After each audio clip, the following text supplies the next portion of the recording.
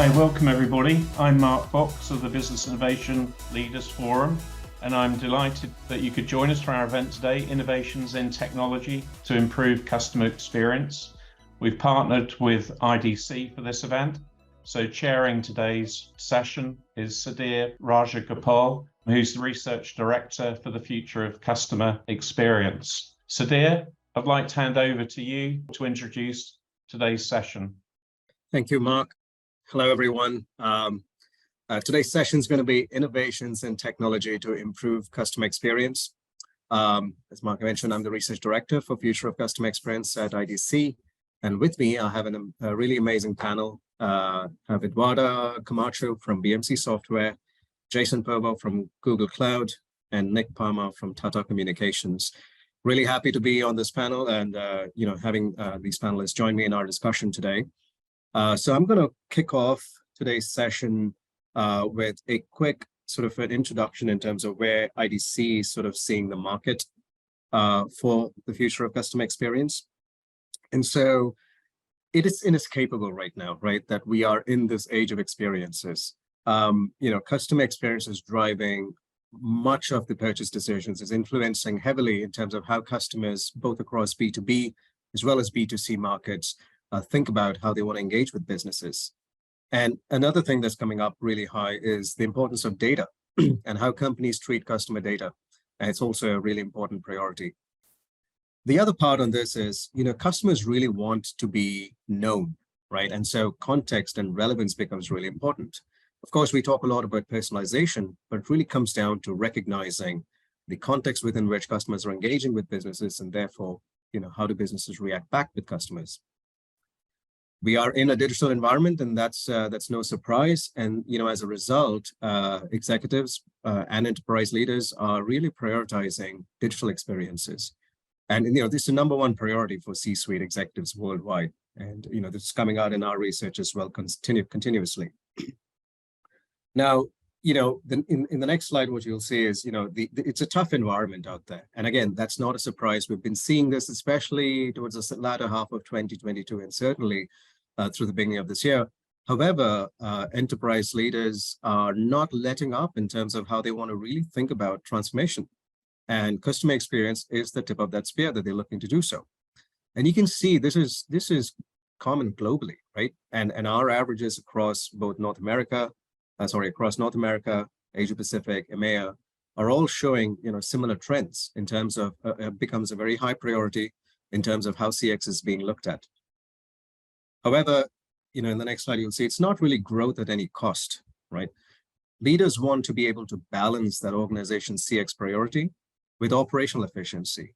And again, not a surprise given the tough macroeconomic environment and how they want to do so in a very profitable manner.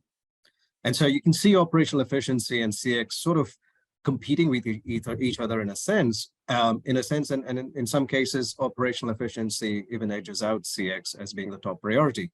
But again, remember, as I mentioned in the last slide, it's not about letting up on transformation. It's about trying to do so in a much more purposeful manner. So in order to kind of think about a lot of these things, on the next slide, we kind of have this sense for what does IDC see as the future of customer experience?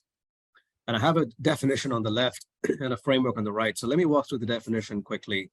So IDC, looks at the future of customer experience as really as an empathetic relationship between customers and brands, built on what the customer wants and how they want to be treated through the technology lens of awareness, engaging, learning, and measuring.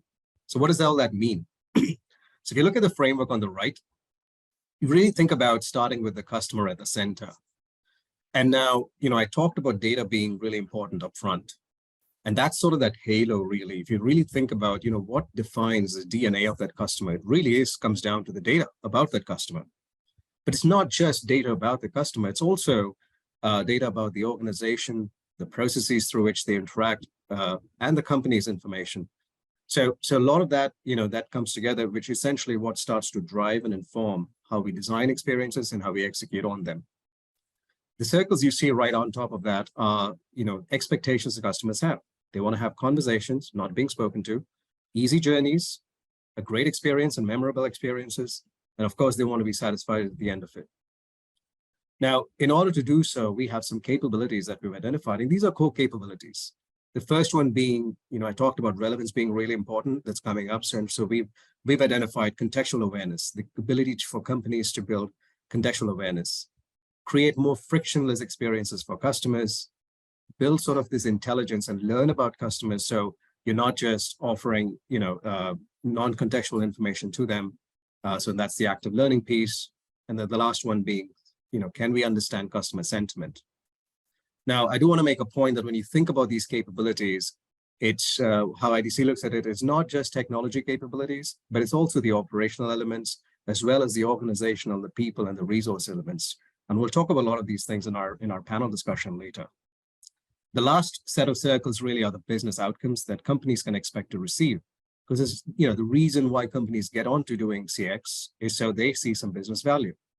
And that's the final outer circles, whether it's predictable communication, building better and longer lifetime value with customers, having sort of this active portfolio of customer intelligence, or building a mutual trust. Those are some of the outcomes that we have identified.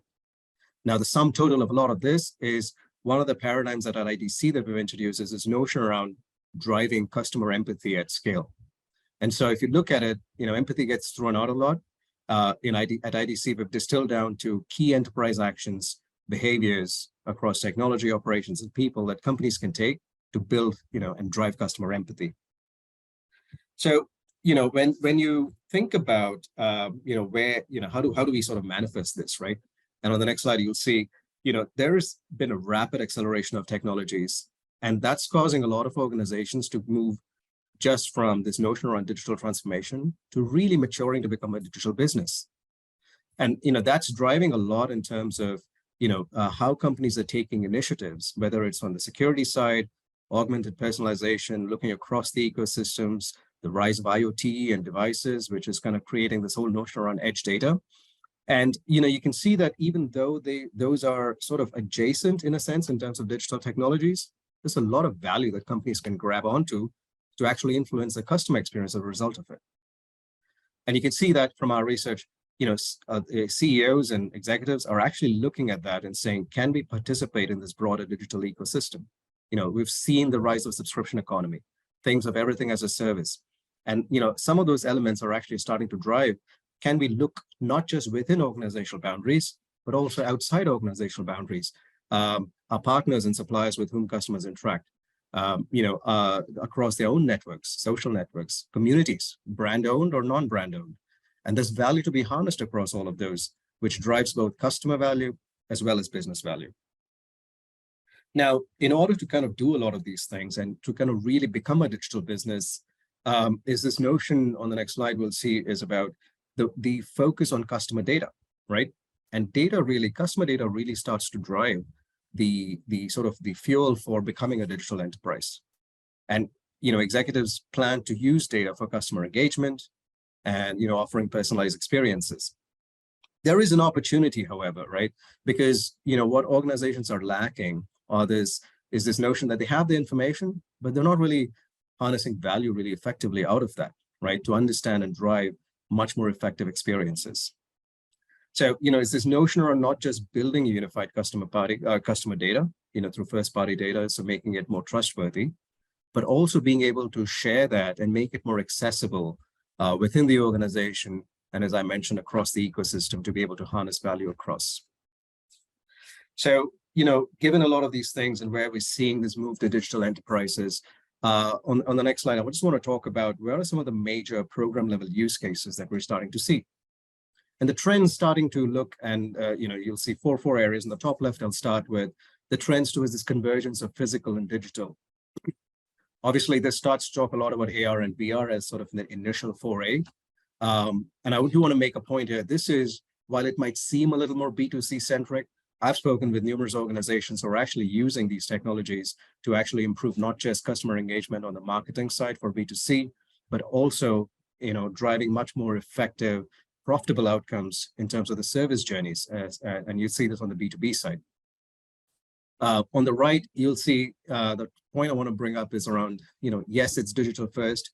Digital is powering a lot of the experiences, but it's not exclusively only digital, because physical is not going away.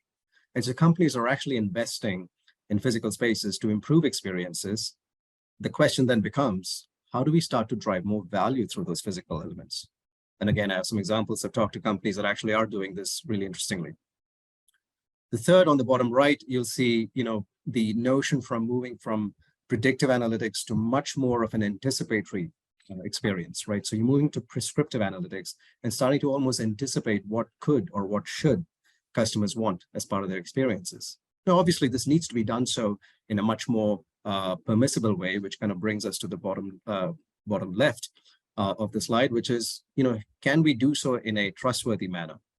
And so here we get to the notion around, what information are we collecting from customers, the data that we're using, being transparent with our customers in terms of the purpose for which we're using data and how long we're going to hold on to it. And more importantly, especially with the rise of AI and analytics, can we explain that, right? Can we have much more of a non-biased way where we're using customer information and therefore driving more trusted outcomes with our customers?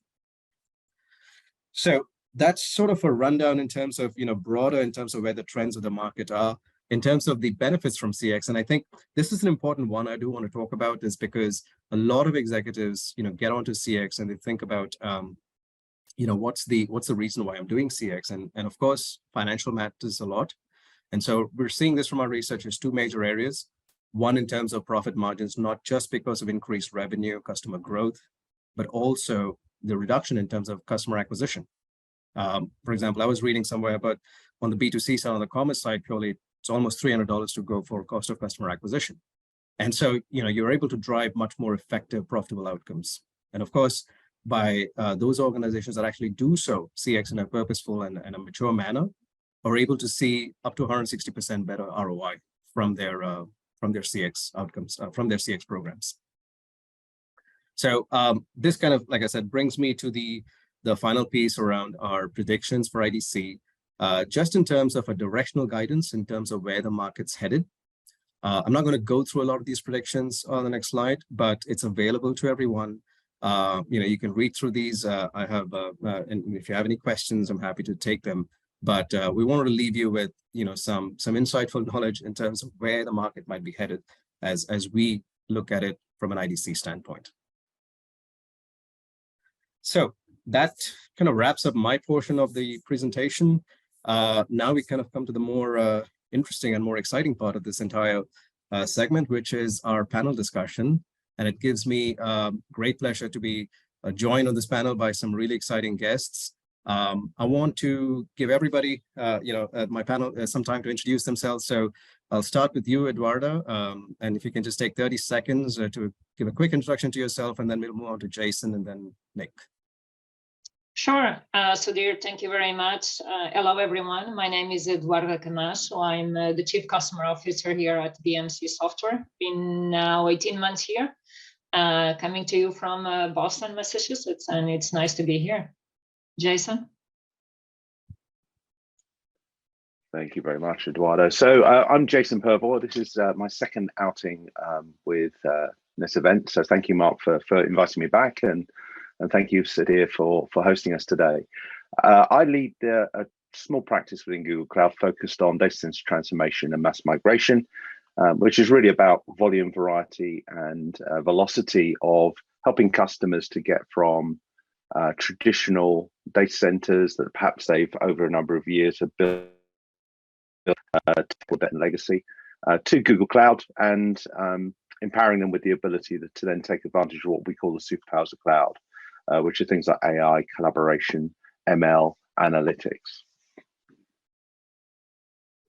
I'll hand over to Nick. Thank you, Jason, and thank you, Mark and Sudhir, for having us here.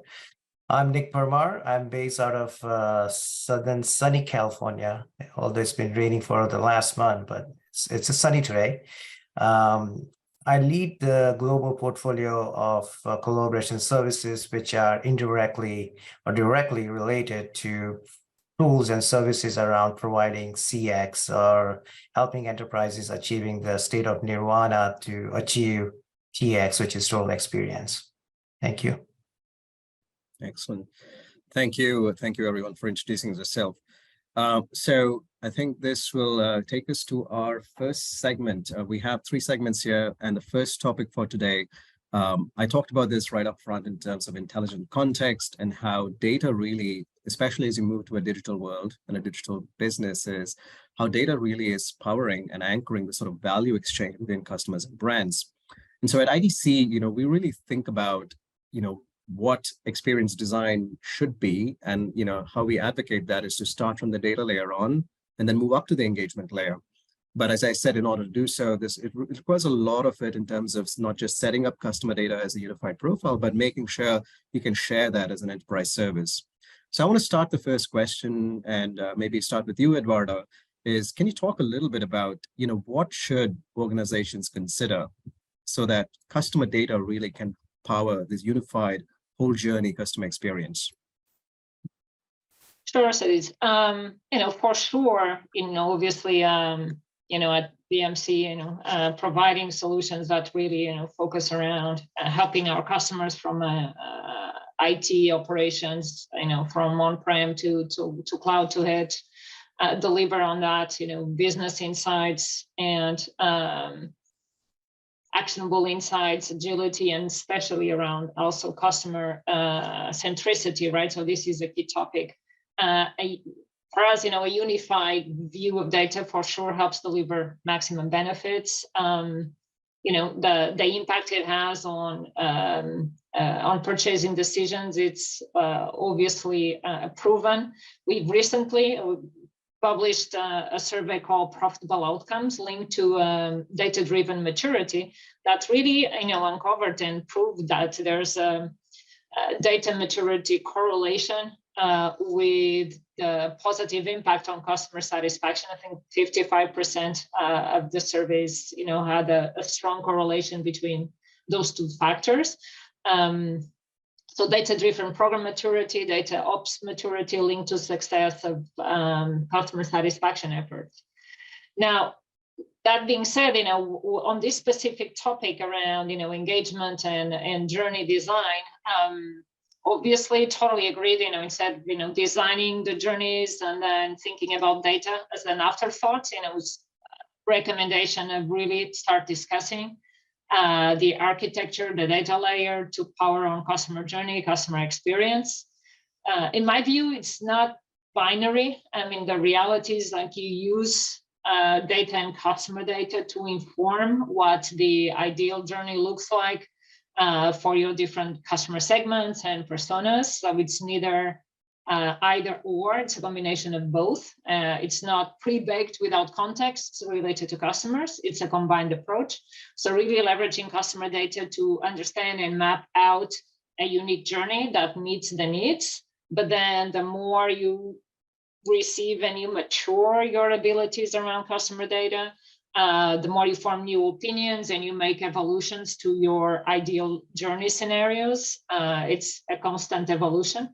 I'll just give you a very quick example.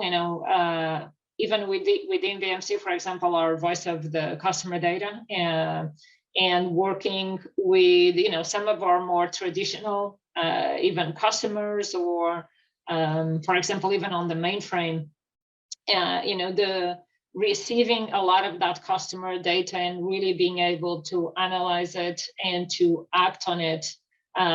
We look for trends, in self-help, ticket experience, ability to access knowledge. One of the things we have noticed is the demographic shift in our customers, the people at our customers that are really, handling our software on a day in and out, they have shifted demographically. They're a different population than they were a few years back. And, historically, we provided a lot of the documentation and the help with, libraries and PDFs. And it's very clear from the customer data, right, how they want to consume the information, and the self-service is very different. They want YouTube videos and in-app access, like many of the current, consumer population. So it really forced us, to evolve the customer journey in that sense and provide different type of an experience. So, it goes back and forth, one informs the others. And that's been, my experience so far here at BMC and even in my previous context. Excellent. And that's a great point. I actually like, Eduarda, how you talked about it's not binary in that sense, right? Because, and I do agree, because I think it becomes, I think you start with the data, so you're starting with insights, but you can't wait for the whole thing because then you're going to lose out on the experience element around it. So I kind of, I think that's a great point as a suggestion to think about, doing so in a parallel manner. So yeah, great point. Thanks for that insight. Anything else from anyone in terms of, feel free to jump in if you have any other thoughts. Sure. So and I think I'd reflect sort of Eduarda's commentary, but there's an interesting thing here. There's a quote by the former CEO of General Electric, Jack Welch, who said that there are only two sources of competitive advantage: the ability to learn more about our customers faster than the competition, and the ability to turn that learning into action faster than the competition. I think that's quite an interesting quote. That kind of sums up what our customers of Google Cloud or the people who are coming to us are really looking for. They are seeking competitive advantage. They're seeking an ability to survive and thrive in the new normal. And data has become the way in which they are able to reach that objective. And even in my practice, as we were setting up, I think one of the observations I had was that we had to set up our own customer journey. What we realized was that customers were coming in self-serving and then weren't aware of additional capabilities that were there. So therefore, they had a poorer experience than if they were orchestrated along in some way, shape, or form. And we often start with data ourselves. One of the things, having assessed maybe 400 or so data centers and helped them shape their migration journeys, one of the quotes I made up is that the people with bad data make bad decisions with great certainty. And by that, what I mean is that it's not their fault that they're making those bad decisions. It's just that they're not aware of what their environments look like. So therefore, they're not making good decisions. I think there's parallels with customer experiences here as well. So if you don't have them monitoring the sort of listening posts along the customer journey to understand what the sentiment is, are you doing things the right way?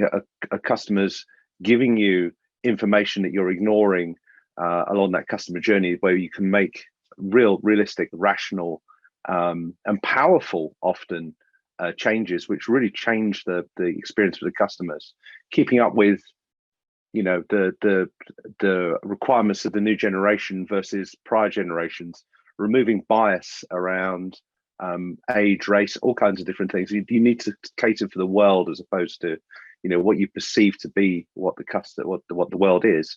So really understanding what your customers are looking for. So there's four things that kind of come to mind.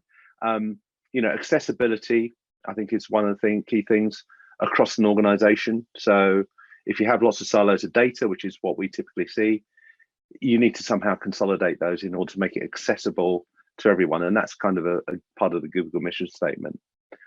Security, you need to make sure absolutely that the wrong people don't get to the data. Only those authorized to do so get to the portions of data that are relevant to doing their job and no more. We talk a lot about what we call zero trust. And then, transparency around how you're using data so that customers are able to understand how you're using their data. And when you're giving them advice, being able to explain, and I think to your point, Sudhir, explaining why this is the right answer for you is I think really critical to creating powerful customer experiences.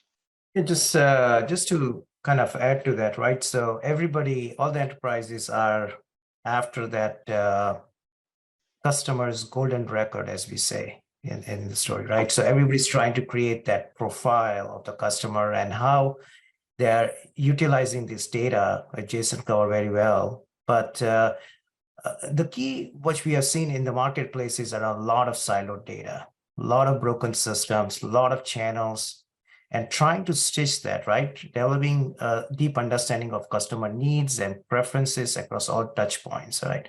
So organizations need to focus more on collecting, analyzing all the data from all the sources based on and their needs, preferences, behaviors, pain points, And this includes data coming from even from social media, mobile apps, website, customer interactions, or any other channels. And trying to create that valued customer profile or the golden record, as we say, it is a challenging task. Because the systems are not new, they've been into existence for a long time, and trying to marry all these systems. And we keep on talking, we have gone from simple files to databases to now complex CDPs and data lakes. And how trying to marry everything, it's a challenging fact. But if done right and over time, there's no way we will be able to accomplish this thing in a day or by doing something. It's a progression. And how we kind of do this interaction with the customer to try to bring back value to them. That's the key, is bringing back value to the customer and build that trust and relationship over time, which will help in the providing a better CX over time. Great point. Yep, go ahead, Jason. I was just going to say, so I think one other point, and just picking up on that, Nick, you mentioned the technology, and I know that we all agree, because this is just common in the industry. It is about people, process, and technology, and it's the changing of those to reflect that kind of customer experience. I think and to Sudhir, you mentioned this, of course, in the intro. I think that really resonated with me. That this isn't just about let's just de-silo stuff. It's about how do we change the business process so that we are de-siloing the business as much as anything else. From a customer perspective, we become more seamless. And that if I have a touch point over here, that I don't have 15 touch points where I have to explain the same thing over and over before I get to someone who can explain what it is that I need to do in order to fix the challenge that I had before me. Yeah, and that's the point, right? You might have many touch points and you're missing out on the contextualness of that, right? And that's the key element, this bringing everything together and providing that contextual based response in a timely fashion or in a seamless fashion in the channel of their choice. That's the kind of the complicated task which most of the organizations are facing these days. True. And I think it sort of brings to full circle from how Eduarda sort of started from looking at this non-binary. It's not just the data, but also, Nick, to your point, as you're kind of closing the circle on this one, to say, one, it's progressive, it's not going to happen in a day. And then secondly, to be able to really think about how that experience context then shifts between journey stages within the journey, but also broadly across the life cycle. So I think, great points. And Jason, I think in terms of a lot of the things that you hit on with regards to transparency and security and accessibility, that's key too. And the other aspect around not just breaking down technology silos, but also operational silos, which is necessarily or understandably harder, which compared to the technology piece. So great points. Now, thanks. If I could move us along to another question around in this whole area around context, Nick, I think you talked about that just now with channels, and maybe I can lean on you to say, how is your organization sort of meeting that need, right? Whether it's through solutions or services to elevate this sense of contextual experience outcomes. And you talked about channels, but it could be devices, journeys, the ecosystem, and obviously that whole notion to present that sort of frictionless, seamless CX. Yeah. Now, this is a kind of a key question at Tata Communications. So if we look at our personal journey as an organization over the last few months or almost a year, how are we trying to tie everything here, right? So you touch on a good point, Sudhir, was the people, systems, and ecosystems. So business and ecosystems has become very complicated, but also connected, right? So whether it be connected workforce, connected business systems, hardware, devices, everything needs to be stitched together to provide you a value out of the system or the business ecosystem. And we call this thing as a hyper ecosystem, where everything is connected. Everything needs to work cohesively, although it could be internal, external, and devices. And we see this thing among our portfolio of products and services, whether it's a communication product or whether it's an IoT product or it's a collaboration tool. And over the years, we have seen that what customers are seeking is a hyper-connected ecosystem. And we want to be the digital fabric to kind of stitch everything to bring out the right, I would say, outcomes, which is borderless, scalable, secure, and also agile with some innovative, I would say, business models around it, right? And especially talking about contextual communication here, we have this, and I'll kind of relate to products and services and customer journey in this thought here. Customer interaction suite. This is a kind of the product line which we have, which think about this suite as a Microsoft Office, say, if I had to make a comparison, where there are productivity tools like the Microsoft Word or PowerPoint or Excel. These are different business productivity tools, which allows you to do tasks differently. But at the end, it increases productivity, and they work with each other also within the tools. In a similar fashion, we have a communication platform which allows you to design journeys. And when I talk about journey, this is, if I have to take a customer, mostly is around pre-buying journey or some task journey, during the journey, and then post journey, right? So if you have to, just a very simplified way of breaking down the customer journey here. And then it kind of goes back into circle, right? Endless circle. The first portion is where around, if you're trying to communicate with a customer, there are many different ways you're trying to attract a customer. And we have a product line here called as the TATA Communication DGOs, which is a communication platform which has orchestration layers and many channels to communicate with a customer. And during the journey also, we have some video products which allows you to communicate with the product live or customer live, sorry, to see some products in real time. And in the end, we have a whole suite of contact center services, which allows you to engage with the customer in the post journey. But it's the same customer. Customer doesn't know or care what you're doing behind the scene using all these different products. What they're looking for is that holistic, seamless experience in the channel of their choice and how they want it and when they want it. And their expectations these days are that they want the brands to always be on and available.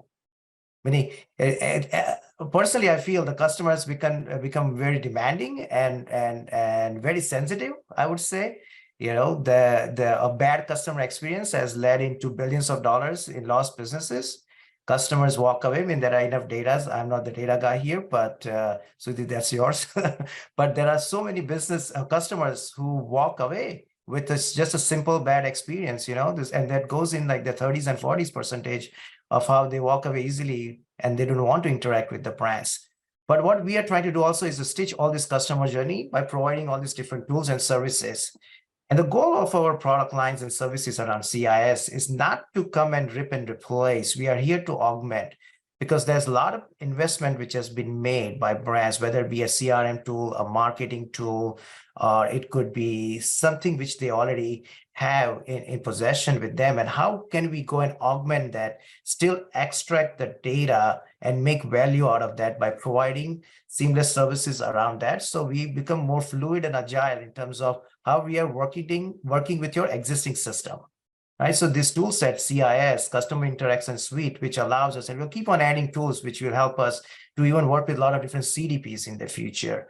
But to provide that omni-channel experience, this is where we kind of come into play, and connecting businesses to provide that hyper-connected ecosystem at every touch point the customer has. Excellent. No, I think that's some great points there, Nick. And I think you know the aspect you mentioned around sort of keeping that context in play, and customers don't really care about the various systems. And the other element around there's this proliferation of tools that customers already have. They invested a ton of money. So how do we help them amplify value versus rip and replace? I'll just give maybe Eduarda and Jason maybe a quick couple minutes if you want to respond to that before we move on. Yeah, I just wanted to add on a topic that Nick was talking about, and it goes back to, this is about the technology, but it's equally about the operating model and about the people and the empathy and the culture, right? So, interesting enough, in being now as the chief customer officer in a company that provides the solutions that help do a lot of what also Nick was talking about in terms of allowing our customers to provide a better service to their employees and their customers, but inside the house, trying to evolve our own company to be, provider of that excellent customer experience.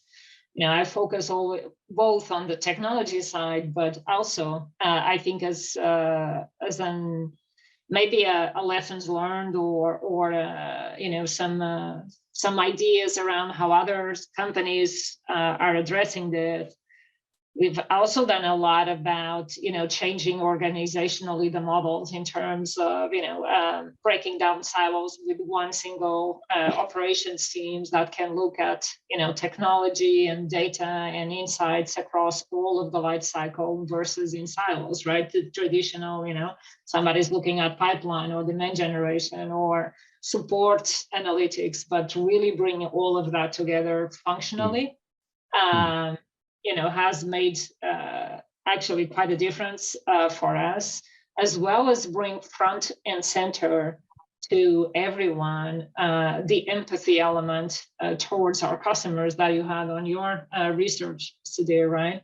Which is really around more personalizing the customer, being a B2B, but it's also very easy, to if you're an internal employee, that you're not customer facing, thinking about customers as logos or, oh, it's a bank, no, it's person XYZ, and that personalization and what that person needs and their evolving expectations.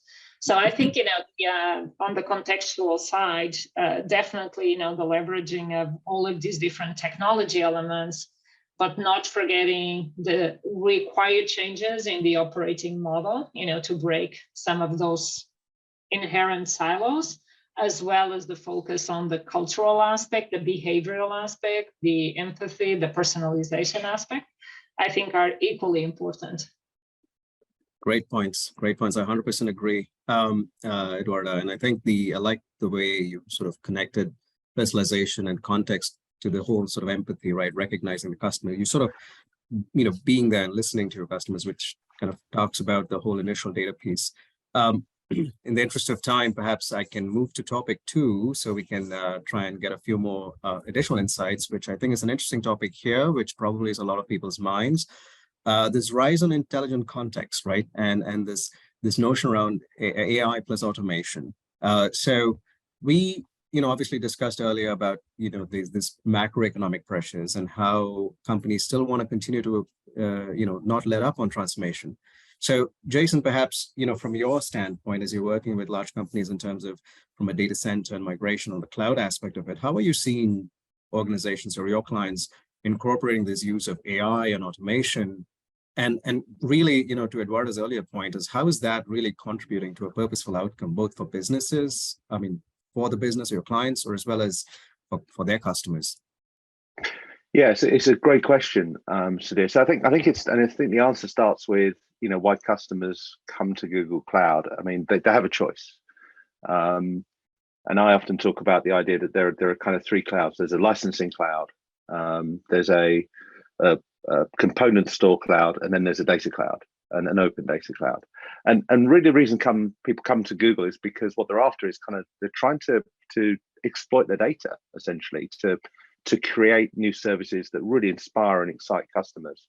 And we're kind of the poster child in that, I guess, in that environment, because we have multiple different services in our own stable, which have over 1 billion users. You think about how we started. It was search. We were coalescing the world's data and making it universally accessible.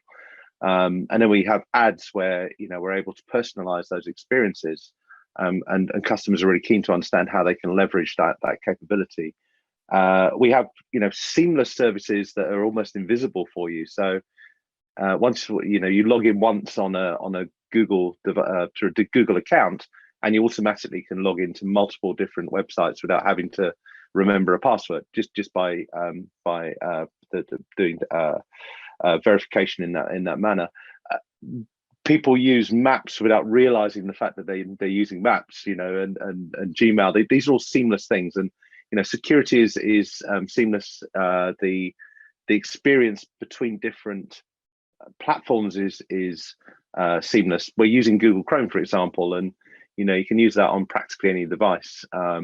We have a WebAssembly capability within it, which means that you can actually write applications inside of the browser and have near native performance from the underlying architectures. So how are customers using this? I'm just coming back to your point, and I recognize the time. I'll give you an example. So customers like Shopify, for example, are using AI and ML to basically help their customers, who are small through to large retailers, who are perhaps not on other platforms, who they may view as competitors, to reduce, for example, abandonment of carts, to improve the shopping experience through easier search, for example, by image or through sound or voice, and to improve the conversion and value by basically providing automated additions that the customer may want to add to their cart. And then I think also of contact center AI, which is where we're using AI to really reduce the load on both the customer and also on the human in the loop agents who are there in call centers, by providing a multilingual, context aware or chatbot essentially that listens to what the customer's pain point is and serves up relevant content that reduces the load in terms of both the customer getting to the right data quickly, but also on the teams behind that who then have to pick up the call if an expert's required, but getting them to the right person so we don't have those multiple touch points where you have to explain everything all the way through, acting as a co-pilot. And I think that's really where we're going as an organization. We're moving towards this concept of co-pilot where computer is no longer kind of a tool that's in the background that you use to do your work, but is much more becoming beside you, an aid and an additional, more than a digital assistance, actually something that really has intuition and understands what's the context of what's being asked here, how do we respond collectively to this challenge that's being granted by the customer.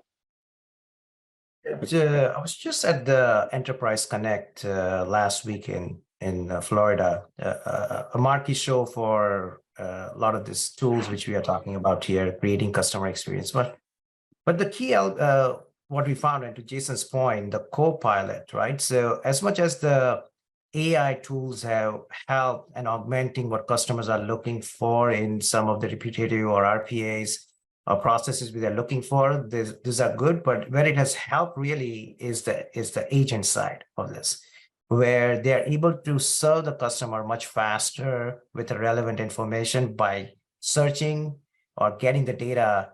And it's not like the old times where, oh, I'm looking into your record, and while you listen to some elevator music while they're looking, and then they will come back in 10 seconds and say, oh, it's still not up, right? But now it has become more instantaneous due to a lot of tools and technologies. But the area which we have seen in terms of intelligence and automation is a lot of this RPAs on the backend side, trying to kind of minimize a lot of this task, but also providing that intelligence. So an agent can kind of provide the contextual data with a human touch. And talking about empathy, to Eduardo's point, comes into kind of more into hands here, or becomes more handy with the relevant information from the past also, right? Because now the tools and systems are able to help an agent kind of be more observant and more contextual in their responses. So that's the area which we see a lot of companies actually investing, but also providing tools and technology behind that. Most of the people in the show, that was the key aspect. The AI automated chat and everything is there, and it's kind of going great. But this is the area where people are focusing more on that. Good point. Yeah, great points, and I like that. I think both Jason and Nick, both of you, given the broader context of addressing these economic challenges, where AI really and automation really starts to shine is taking over some of those transactional level elements, right? Like, what's my status, or can I log in, or can I authenticate myself, or something to that effect.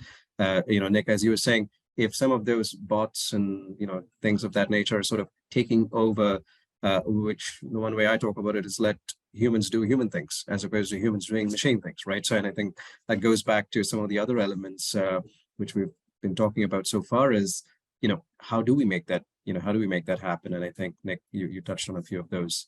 Anything else from Eduarda yourself? Yeah, I would just add that, although it's true, like we see a lot of the companies investing in that more, agent front end, let's also not forget that there's a big need to scale, let's say, the back end, efficiently, to be able to handle such a growing complexity in terms of data and IT infrastructure. And we also see a lot of the customers, really leveraging AI and, what we call AI operations, just to be able to have a super more robust, scalable, not human dependent back end that enables the front end to work perfectly well and without downtime, right?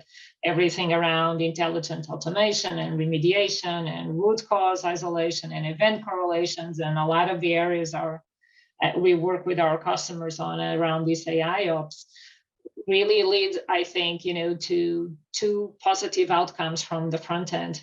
One is, just the no downtimes, no issues, right, from how the business runs on a regular basis, and then enabling all of that front end agent side that Nick was discussing. But there's a lot that goes really into powering that, not just by putting people on it, powering and leveraging AI on that back end to make it scalable.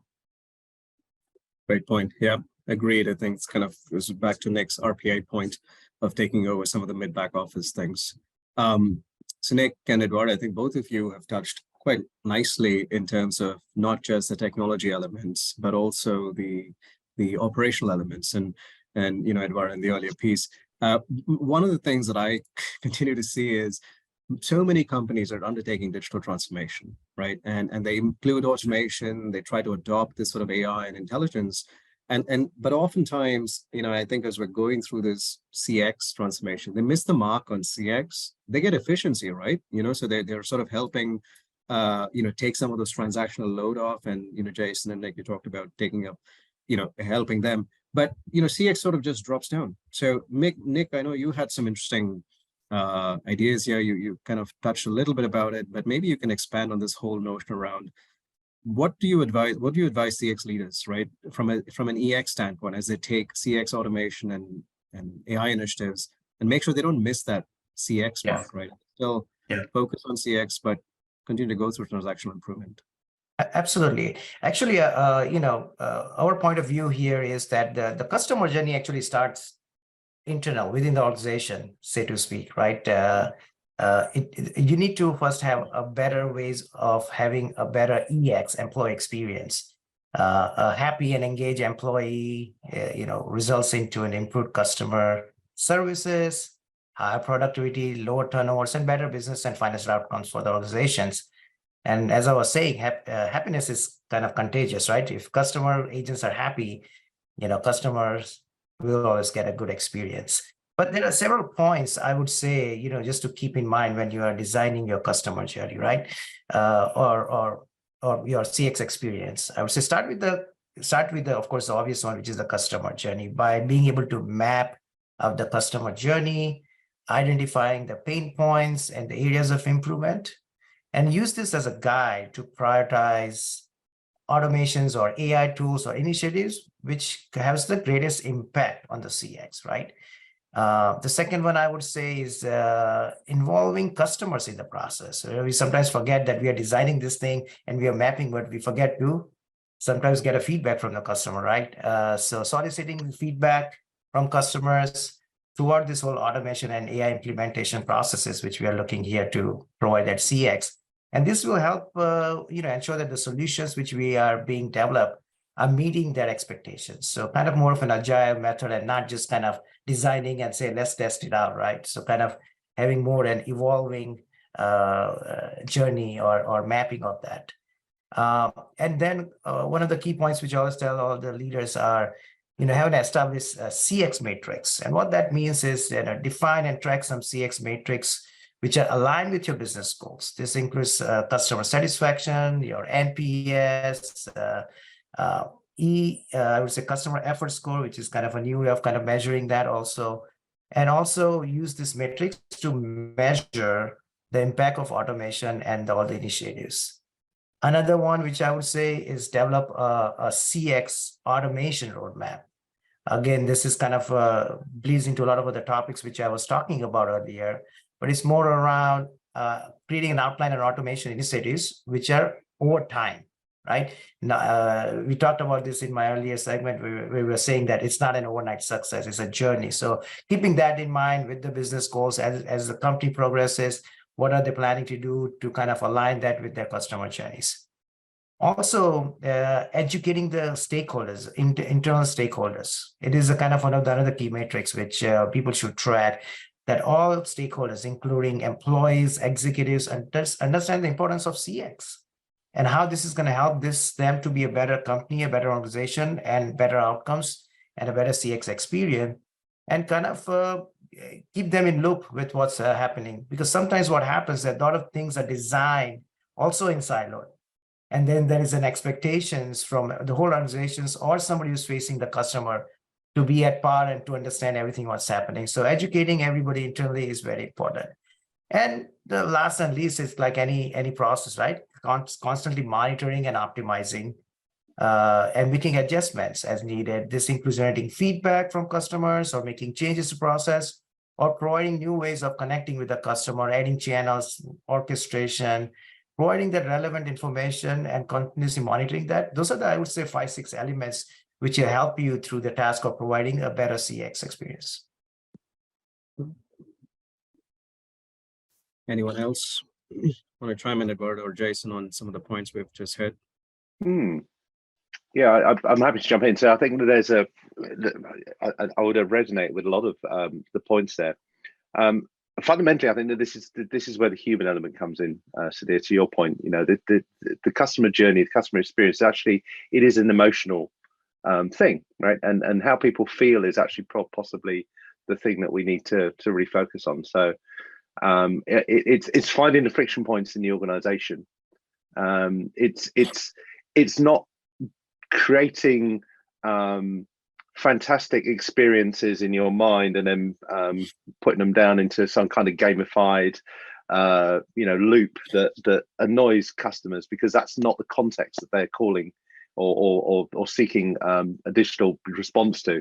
So it's understanding context and being aware of what the customer is going to use that service for and what kind of relevance that the responses are going to be like. And I think that's where Google, from its inception, has been really good at doing that, basically getting technology out the way so that things do become seamless and invisible. And I think that in a sense, is that invisibility that is the core to the success. I go way back to the early days of my career in the internet, and I used to work for a search company that served companies like AOL and Hotbot and MSN and Alta Vista. Who remembers them?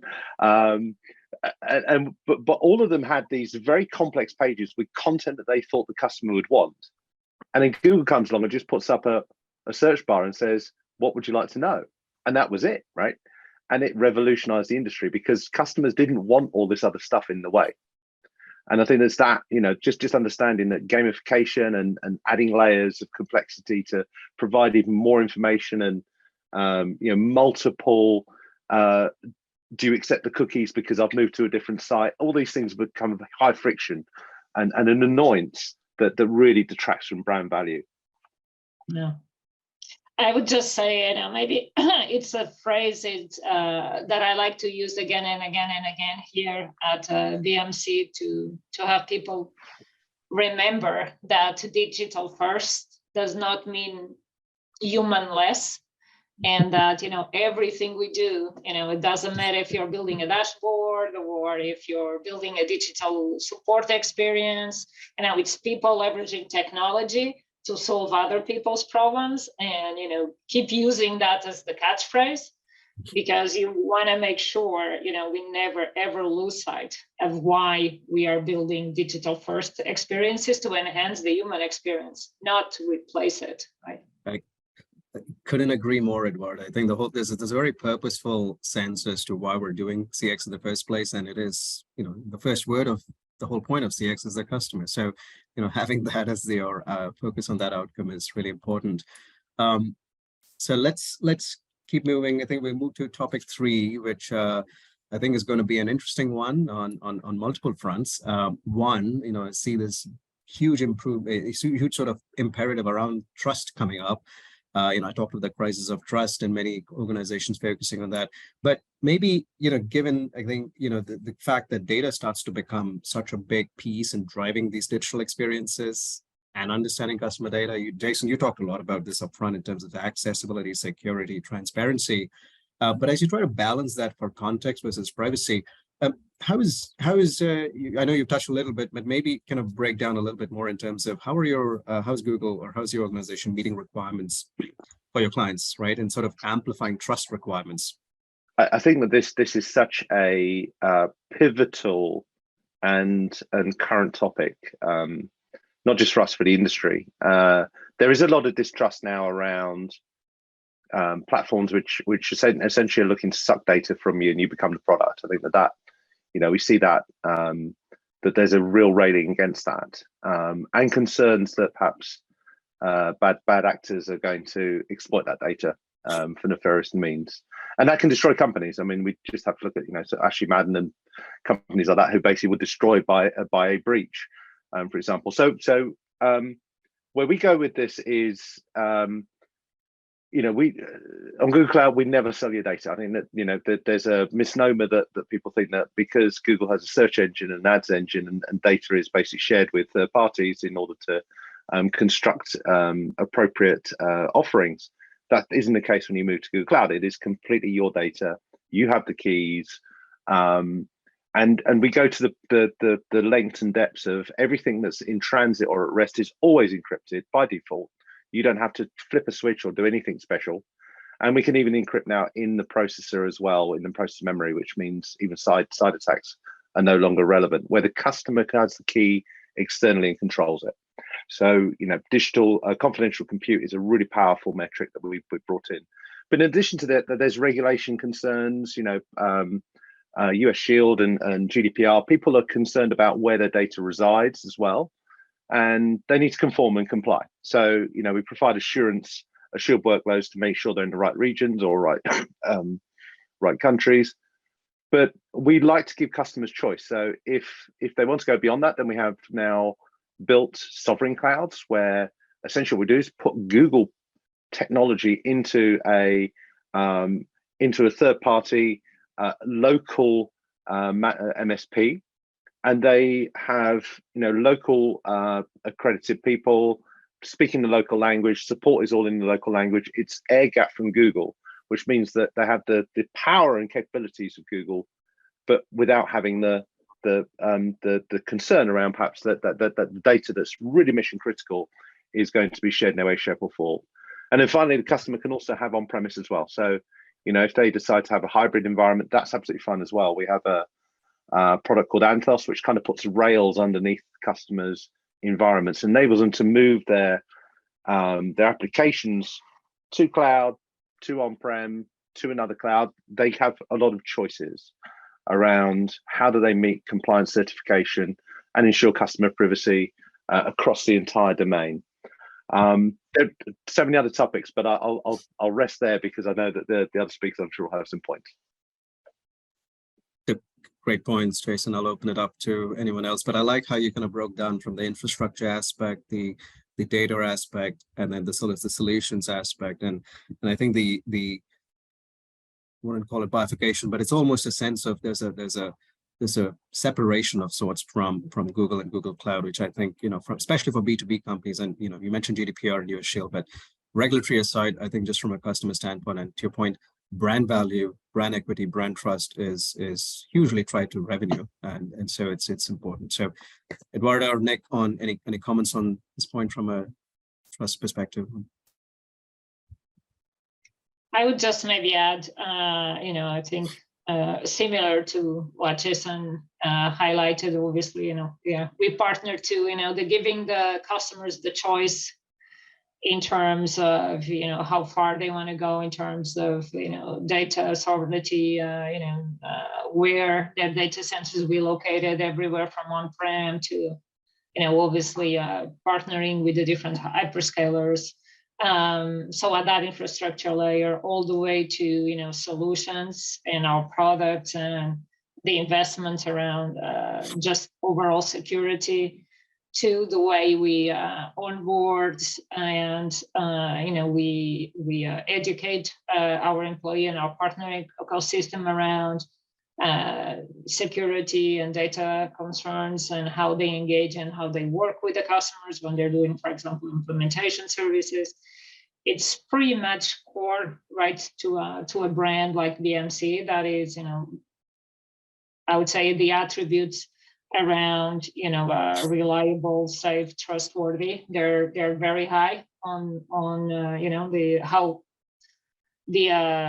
our customers would describe us, and it's definitely attributes from the brand that we don't take lightly, right? And the investments on that area continue to be super critical as our customers move to hybrid and get out of just the on-prem factor. So again, across everything, right? Governance models, process, onboarding, people, but a lot of it on the software itself and the infrastructure and how we work with partners like Google, for example. At Tata Communications, we have a rich heritage of working with a lot of compliant and regulatory markets globally. Right? So when it comes to security and compliances and local regulations, we have a way of running that through a regulatory engine, which is in our CIS, which is our Customer Interaction Suite, which allows for engaging with the customer with the right method, right time, also keeping in mind the local regulatory, because it is very important for not only the customer, but also brand to be compliant in many ways when it comes to creating that trust and the data which is kind of being transferred. And we're talking about a digital customer who might be using many channels. It could be, let's say, SMS as a voice or any of those channels to interact with a brand. And how do you regulate and still keep the privacy of the data? And that's where we are able to manage with our years of experience being in that ecosystem of providing the local personalized regulatory information by carrier, by region to a regulatory engine. So for us, it's a very important element of how we position our products and services while still kind of achieving the CX which we are looking for, and also providing kind of the data sovereignty or privacy of data here. Right. I like that fact that it's sort of inherently built in a sense. I mean, I think we've seen this with sort of rise with some of the other data related products, so sort of CDPs and so forth. But I'm sort of recognizing the theme around building that from the infrastructure perspective or even solutions layer. Maybe I can move us to our final question on this segment. Then is Eduarda, you touched upon this a little bit in your response in just a second ago, but this is as vendors work with you, they're looking for a trusted partner, right? Especially on the B2B side, and especially as large enterprise clients are trying to work with companies such as everyone over here. How do you sort of focus on evolving yourself to be this trusted partner to your customers, right? And this can be in the experience you deliver, and I think in your role you have a ton to share, I'm sure. But it's the technology data aspect, but it's also some of the operational aspect, which we started on earlier and you just touched on in terms of partner experience, your go-to-market, delivery strategy. Do you want to expand on that a little bit? Sure. I mean, I think it starts really with the mandate, right? The mandate across, in this case, across all of BMC and our partner ecosystem to embrace the customer centricity aspect, right? To that, it's such a critical element, along with the solutions, the products, the services that we provide to the market. So there's that focus around the partnership, and the tight alignment along, all the elements, sales, product development, marketing, our go-to-market channels.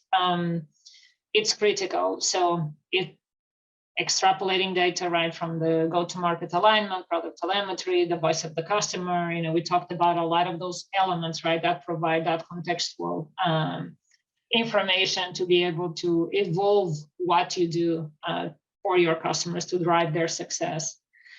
One thing maybe that I think it's interesting, and this is something we've been perfecting here at BMC is, start really by leveraging a lot of that contextual data that we've been talking about, coming from outside, coming from inside, and apply it to what we call smart segmentation. Really start putting patterns and buckets of types of customers. Again, for us, very B2B heavy, but still different types of personas. So put it into those segments based on what the data is telling you, and then really start applying specific journeys, specific go-to-market campaigns, specifically types of engagements for each of those segments of customers, based on their things like their maturity of adoption, where they are on their journeys, the value they're getting, are they advocates, are they not, obviously a lot of this rich information that you can get, by curating a lot of this customer data. And then you're really taking that and again, talking about personalization, and putting very specific models. We use the 360, I think, maybe Nick, you were calling it like the golden view of the customer. Like, we are less creative. We just call it customers 360, right? And leveraging that. So, you start with the groupings and then you bring it down to, okay, now customer XYZ, here's the customer 360 view. How do we actually create things as joint account planning across, all of the different functions that are customer facing, roadmaps, partner engagement strategies, really leverage the whole ecosystem to create very targeted conversations, very targeted, digital campaigns. I think, the key is here for us at least is, leveraging that power to have much more rich conversations, right? Deeper conversations with our customers because they're powered by, that customer 360 data and by having a much deeper understanding of their needs and where they are in their process, in their journey, in their maturity, and then leveraging that to be very targeted. Obviously helps us from an efficiency point of view and how you utilize resources, but it's really pivoted around how can you create faster value to your customers by being very targeted, right? That's the whole premise. That's the, really that powers our evolved go-to-market, for example, and bringing the ecosystem in. So it's not, something that you do it and it's done. Obviously, it's an evolution, but I think it's, that view of starting with the patterns and then bringing it down specifically to very rich conversations, even at the account level, with an aligned engagement for all the functions. I love that. I mean, I think it's easy sometimes to forget for organizations when you think about personalization, that context that you're serving the customer. But I think to your point, it makes it easier for the company delivering the experience because you're only, putting effort in the direction that's going to matter. And I think to your point, that's a productivity play for the companies themselves while improving the experience. So it's actually it's a good approach. So I love that. So Jason, win-win. it's a win-win. Yes. Exactly. While building I love the use of the word ecosystem. I mean, I kind of counted that maybe half a dozen times, which is great because I think that's what it's all about. It's data you have data within your own environment, and that is your IP, and it should always be in your own silo and always secured, not shared externally. However, there's an interesting thing because a lot of customers actually really want to actually share elements of their data and create kind of ecosystems of or islands of data that can be consolidated to enrich and enhance customer experiences. And so, one of the big things that we launched last year was this idea of a data hub. So through BigQuery, we're able to basically connect different data sources. Customers can sell components of their data that others can consume. So, for example, macroeconomic data or the times of trains in Afghanistan, whatever it may be, they can bring those together and enrich and enhance the experience for their customers and then add to it data that Google provides, such as map data and ad insights and web insights around utilization of websites, and combine all that through smart analytics to basically present, this 360 view of the customer in a meaningful way, where you have dashboards which are context aligned to the different business functions within the organization, so that everybody has democratized their internal data, but also then has enriched it to actually really enhance the value that they can drive to their customers that create new services. And I think that's a huge area for us moving forward. Wendy, I'll just kind of end with a small note here. So I talked about the hyper-connected ecosystem, right? So everything which we are very bullish about the concept and what we have seen in the market. And this is coming from what we have studied with our customers, where data, systems, connected workers, connected employees, and devices, they are working together in real time to kind of achieve the business goals and outcomes. And to have that trusted partner to help you deliver is key element here. But Sudhir, I think so one of the pointers in your slide, which was kind of quite an eye-opener around how brands are willing to share some of the trusted customer data to help achieve a better CX experience, which was kind of the first time I've seen that, which was very interesting, that more brands are also now collaborating to kind of provide a better customer experience. Either it could be different brands, but the customer remains the same, which is kind of a very interesting data which you had out there. Thank you. Yes, and we can discuss more about that. Probably need a whole session for that. So I know we're probably at time to sort of wrap up this segment. Why don't I just give, as a last piece, maybe 30 seconds to each of my panelists to wrap up. Any quick couple sentences from each of you as we wrap up. Eduarda, I'll start with you, and then Jason and Nick.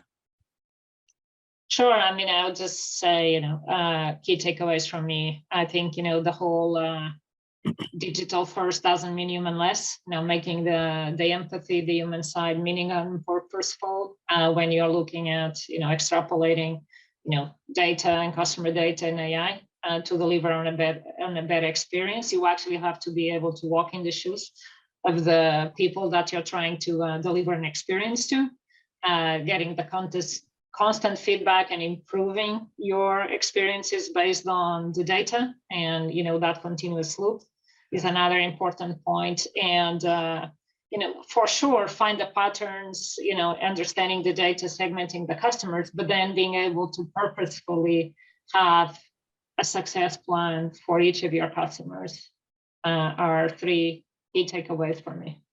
Excellent. Jason? Yeah, again, I'll come back to this concept of making it seamless, that services should almost be invisible. The customer should almost not notice they're there. They should just be assumed and in the background. And that kind of, for me, is kind of the North Star for a lot of what we look to achieve with our customers, is helping them to get to that kind of seamless model. There's Eduarda, you have absolutely nailed it with one of the best quotes of the day. So I'm going to steal that from you. Thank you so much for using that. So Jack Walsh, you're retired now. Eduarda's has taken front and center. I think it's this idea of basically, one of the things I talk about a lot is this idea of crossing the latency gap between on-premise and cloud, and the reason is not just to get to lower cost services and elasticity. Actually, it's to get to what I call super as a cloud. So AI and ML analytics, where hyperscaler type capabilities are very difficult to stand up, or very complex, shall we say, to stand up on premise. And so being able to at least get your data to a point where you're able to enrich it and enhance it, and to create new services which really delight and enhance your customer's experience. That's kind of the thing that I would say is one of my key takeaways. Get to the cloud, exploit it. Nick? Yep. So I would say that we kind of emphasize too much on the CX, which is the key topic here, but I'm always looking for the TX here, total experience. How can we achieve that through a better EX, whether it be a CX or even SX, which could be your systems here, right? And so key elements which we need to kind of always look into, and everybody has kind of talked about, is the 360 view of the customer, what they're looking for, when they're looking for, how they're looking for, channel of their choice, time of the day, everything which we need to map that. But everybody needs to kind of also as a brand need to take an inventory of what we have, a 360 inventory of what we have available on hand, as what investments has already gone into creating that CRM tools and ERP tools and how we can exploit data from there. And the third piece is now kind of marrying this to provide the TX, right? So I think so we many times forget about what needs to be done internally also, and how can we reuse, reconsume, and add a layer of the customer interaction suite, which I was talking about, which can allow you to work seamlessly between this inside and outside world to provide that TX or the better CX, I would say. Great. Great points. And I think across all, I'll just kind of wrap up with a quick, as what I've been listening has been very insightful, great points. Happy to see that a lot of it is resonating. And what's makes me most happy is that we're all sort of talking the same thing, across, various organizations. We've been sort of chatting for an hour. This whole notion around, keeping human in the loop, in a sense, right? So, I mean, rather not removing the human from that experience, recognizing that your customer is eventually a human, B2B or B2C, you're still serving a human. And so, Jason, your point around technology, moving technology out of the way, in a sense, you're adding technology, but it shouldn't be in the way for what customers are trying to achieve. And I think that keeps that human element. And Nick, I think for enterprises trying to go through these transformations, and Eduarda, you've touched, heavily on it, is it's not just the technology piece, it's bringing in, the operational piece, the people piece, but most importantly, recognize that they need to do so profitably. And there's a ton of value that exists in the organization, existing systems and so forth. So, amplify that. And that's it's profitable growth in that sense. I know we've had a really interesting discussion. And so thanks to everyone out here, Eduarda, Nick, Jason, appreciate our time, really insightful discussion. Of course, I think we had a really interesting discussion that we went over, but thank you, everyone. I appreciate it.